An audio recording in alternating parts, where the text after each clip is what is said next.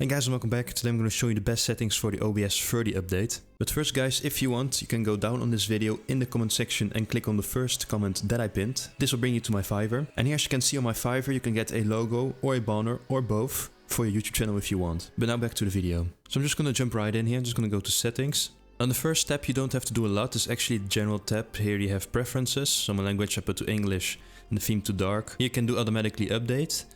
And then here you can actually just copy this. There's nothing really much that's going to change your settings here on OBS. So then I'm going to go over to the output tab here because I'm not going to do streaming. This is for recording. And as you can see the output mode, I really advise you to put it in advanced. And that you can have more options, like here as you can see, you're going to do type standard. You have the recording path. So what you can do, you can click on browse here so that you can actually choose which folder you want it to be in. So make sure this is unchecked, then go to recording format, MP4. That's that kind of a cases where you can actually lose the files. So it is actually advised to use MKV. MKV will actually stop the moment you stop recording for some reason. If, for example, as I said, the power went out. So you could use MKV to avoid that, but I just don't make long enough videos. Mine are not longer than 10 or 15 minutes, so that's really care for to use MKV, and for me personally it happens very rarely that there's actually a problem. But in your case, if you're making long video files, I would definitely advise you to use MKV. And you can actually also do MP4 to MKV automatically when the video stops recording, but I'll show you that in a second. And then for the video encoder, I actually have NVIDIA a graphics card. So if you have one too, you can actually put this one. I definitely advise you, if you have an NVIDIA, to put this setting right here. And otherwise, of course, just select another graphics card if you have another one. Then in case you use MP4, I definitely advise you to use the FFmpeg AAC. Two audio tracks I actually have. So audio track, one is my desktop audio, if it's like any sound in Windows, for example, or there's music playing.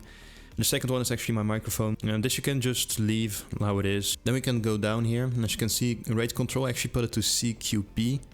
And actually put the CQ level to 17. So if you want, 20 is still good quality, still okay, and 15 is really good. So you can just put it in the middle. I just put it in the middle because if you put 15, it's also going to cost you more video files, you know. It's really up to you, and there's not a big difference between 15 and 17 in this case. You can look for yourself what's best for you. You can put this on 2 seconds. This always on the slowest, because as you can see, the slowest will actually be the best quality. And then you can just leave this to 2 passes, profile high, and you can keep this as well. And actually here in the audio, I only use the first 2 tracks, but if you're using all of the others, I definitely just advise you in any case to use 320, it's the best quality. Then in the actual audio tab, you can actually see here sample rate, put that at 48. Channels to stereo. As you can see here the desktop audio as I talked about you earlier. Actually just use my speakers, I hear it in my headphones. And then I have here the microphone, and the microphone that I have is a Blue Yeti microphone. I actually make my sound better now in OBS, but I will soon do a video on that. Here you can go down, this is just same, nothing really. If you want to monitor your audio, you have a device for that, you can use that. Then to video here. Now it really depends on what kind of screen you're using. I have just a 24-inch screen, and so I have the 920 by 1080 pixels. And then here on 60 FPS is definitely what I advise you. You can go over to hotkeys. Now hotkeys, I don't use them personally, but if you want, for example, a button to start recording, to stop the recording, or to pause it, you can actually use a key on your keyboard. They could be useful if that's something you want. Don't need accessibility, and we can go to advanced. So here the process priority, actually put it on normal. You can leave it at that if you want. Don't need to go too high in most cases. Then you go renderer. There's always like direct 3D11. You can put this on NV12. The color space 709, and you can actually put it to limited. This will actually give you a more natural color, but once again you can play around with that. And this you can leave at that. So as you can see here, as I said earlier, here as you record it as MKV and you check this, it will actually automatically, after the recording, you stop the recording, convert it to an MP4. The same for the rest of the settings, you don't really need to change anything. So that's actually it for the settings itself. So I can actually tell you quickly about the other things. You actually start a profile. Most of the time, that's the first thing that OBS asks you to do when you actually download and install OBS. Profile you always have from default. You can of course make multiple profiles. But basically if you have your profile, then you can go here to scenes, you can add a scene.